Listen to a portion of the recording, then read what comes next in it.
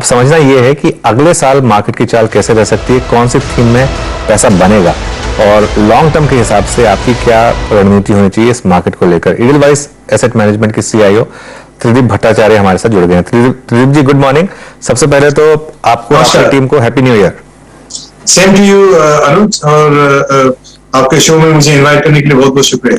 शुक्रिया जुड़ने के लिए आपका। और बताइए कि किस तरीके से 2023 को अप्रोच करेंगे, आपकी क्या एडवाइस होगी ना सिर्फ आपके इन्वेस्टर्स को बट हमारे व्यूअर्स को भी।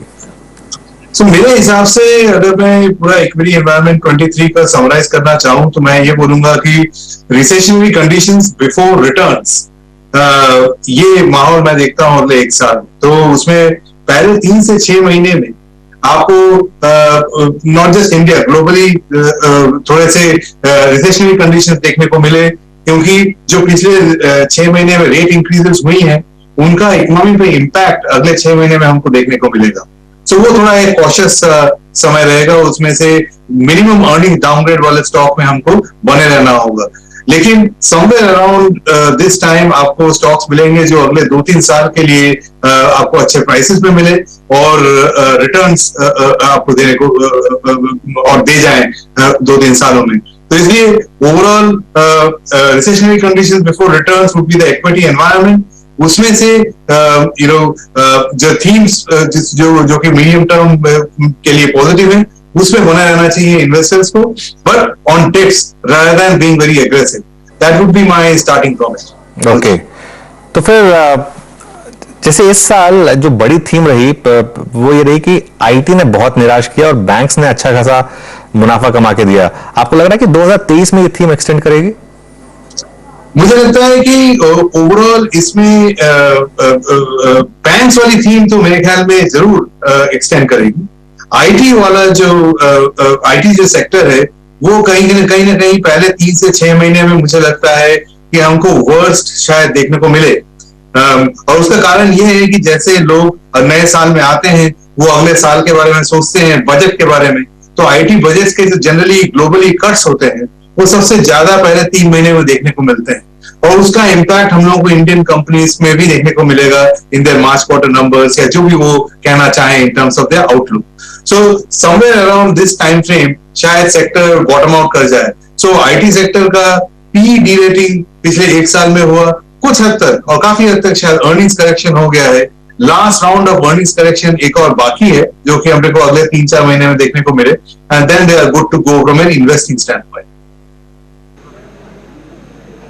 त्रिदीप जी, जिन फियर्स या फिर जिन अगर आप देखें क्रिटिकल कॉम्बिनेशंस के साथ हम 2023 में जा रहे थे, उसमें एक तो ये भी था कि डेट पैसा बना के देगा क्योंकि ब्याज दरें काफी ऊंची हैं। उसके बाद एक चैलेंज और जुड़ गया, I mean these covid fears, और फार्मा कंपनी और उनके शेयर प्राइसेस के बिहेवियर को देख के लग रहा है कि आई थिंक वो फियर धीरे धीरे ग्रिप कर रहा है। आपको क्या लग रहा है, क्या इस फियर को बाजार हाथों हाथ लेगा? क्या फार्मा कंपनियों पे थोड़ी नजर रखनी चाहिए, फिर आपको लगता है कि नहीं इतना आई मीन 2020 जैसा इस बार शायद विजिबल ना हो? मेरे ख्याल में कोविड का जो ये 4th वेव होगा, अगर हुआ तो would be like a storm in A tea cup. मेरे ख्याल में ये 1-2 महीने के लिए हो सकता है मार्केट को तंग करे, पर उससे ज्यादा नहीं। तो फार्मा सेक्टर ने पिछले 1-1.5 साल से कुछ ज्यादा कुछ किया नहीं है from A stock specific stand point, इसलिए कुछ 1-2 शेयरों में शायद कुछ बेनिफिट मिले, पर मैं इसको वन टाइम अपॉर्चुनिटी और वन ऑफ अपॉर्चुनिटी के हिसाब से देखूंगा रादर देन अ सेक्टोरल ट्रेंड। मुझे नहीं लगता है कि उसमें से बहुत ज्यादा कुछ निकल के आने वाला है। मेरे ख्याल में डोमेस्टिक जो हमारे थीम्स हैं, जो कि जैसे ये 2023 would be the first pre और last pre election budget overall, so थोड़ी इंफ्रास्ट्रक्चर स्पेंडिंग की तरफ रुझान शायद गवर्नमेंट का और मार्केट का ध्यान ज्यादा रहे अगले साल। फिर जैसे हमने पहले बात करी फाइनेंशियल्स में, ओवरऑल इतने अच्छे, इतना लंबा हमने को एसेट्स साइकिल देखने को मिला, काफी NPA हमारे पीछे और छूट चुके हैं और सामने क्रेडिट ग्रोथ आना बेहतर है। तो उस पॉइंट ऑफ व्यू से लगता है कि फाइनेंशियल्स, इंडस्ट्रियल्स और रियल एस्टेट, ये 3 जगहों पे मेरे ख्याल में अगर आप थोड़ा सा कंस्ट्रक्टिव पॉइंट ऑफ व्यू से देखना चाहें, सो 2023 टिल 2024 इलेक्शंस शायद अपने को देखने को मिले। ओके, तो ये भी एक और चीज, आई मीन अगर आप देखें जो लास्ट बजट स्पीच थी, आई मीन निर्मला मैम की, उसमें जहां पे उन्होंने जो capital outlay towards I think जो इंफ्रास्ट्रक्चर का था उसमें करीब करीब 35% का इजाफा किया था, 7.5 ट्रिलियन।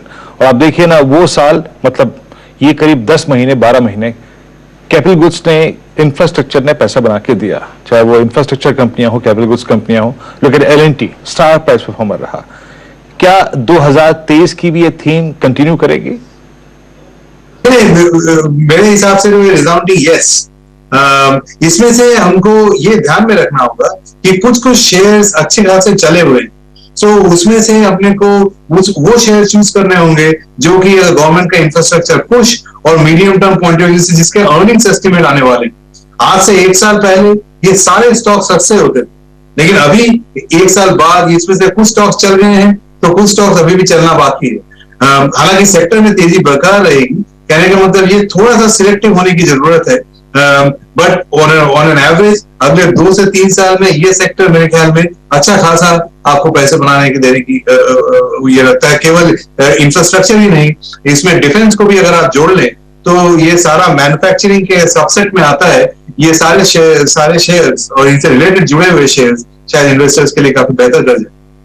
अच्छा, 2022 खासा खराब रहा डिजिटल स्टॉक्स के लिए और न्यू एज स्टॉक्स के लिए। ये जो एक कहते हैं 2021 में हमने एक यूफोरिया देखा था इन स्टॉक्स में, और 2022 में पूरा का पूरा उसके उलट। 2023 में आपको लग रहा है कि वापस कुछ अपॉर्चुनिटी है इन स्टॉक्स में जो 70-75% गिरे? जैसे मैं सुन रहा था कुछ लोग बोल रहे थे पीबी फिनटेक या पेटीएम या इवन जोमैटो, यहाँ पर एक बार्गेन बाइंग अवेलेबल है। आप मानते हैं इस चीज को? मेरे हिसाब से तो पहली बात जनरली आपके दर्शकों के लिए जहां भी इन्वेस्टिंग पॉइंट ऑफ व्यू से यूफोरिया देखें उससे जितना दूर रहे उतना बेहतर है। सो फॉर्चुनेटली हमने उसका जो पहला लेग है, जो डाउनसाइड वाला लेग है, इसलिए हम लोगों ने इलवाइस में उसको अच्छे तरीके से अवॉइड किया। अभी सवाल ये आता है कि given that the stocks have corrected 50-75%, यहां से ये सस्ते हो चुके हैं कि नहीं। सो मेरे हिसाब से ये पूरी हद तक अभी उनका जो डाउनवर्ड जर्नी ये कंप्लीट नहीं हुआ है, और उसका कारण ये है कि जो हम पहले देख रहे थे 2021 में, जैसे आपने जिक्र किया, वो उनका जो हम कहते हैं सुपर नॉर्मल अर्निंग्स था, क्योंकि उससे पहले हम लॉकडाउन में सब घर के अंदर बंद थे और सारा हमने डिजिटली काम किया, तो उसमें जो अर्निंग्स बनते हैं वो काफी सुपर नॉर्मल अर्निंग्स थे, मतलब नॉर्मल से काफी ज्यादा। वहां से अभी अर्निंग्स नॉर्मलाइज हो गया है। सो कुछ हद तक मेरे ख्याल से अर्निंग्स अभी मीडियम पे आया है।